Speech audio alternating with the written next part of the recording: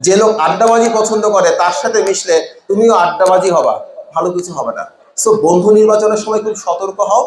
যদি ওরকম বন্ধু না পাও, একা থাকো, কোনো অসুবিধা নাই। দেখবে তোমার আশেপাশের তোমার বন্ধুরা অনেক আনন্দ করছে, ফুর্তি করছে, বাইকে ঘুরে বেড়াচ্ছে, আর তুমি টেবিলে বসে বসে পড়াশোনা করতেছো। এমন একটা দিন আসবে যখন তুমি এরকম মঞ্চে বসে থাকবে, তোমার বন্ধুরা কিচ্ছু করতে পারবে না। ওই দিনটার জন্য ওয়েট করো, পড়াশোনা করো, পড়াশোনা না করলে হবে না এই দিনটা। লাইফে কখনো কারোর সঙ্গে কম্পিটিশনে যেও না।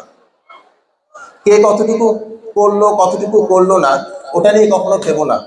তুমি আজকে যেমন আছো, কালকে যদি তার থেকে একটু ভালো কিছু করতে পারো, ধরো তুমি আজকে পড়াশোনা করেছো 2 ঘন্টা, আমি আগামীকালকে পড়াশোনা করেছো 2 ঘন্টা 10 মিনিট, ইউ আর সাকসেসফুল।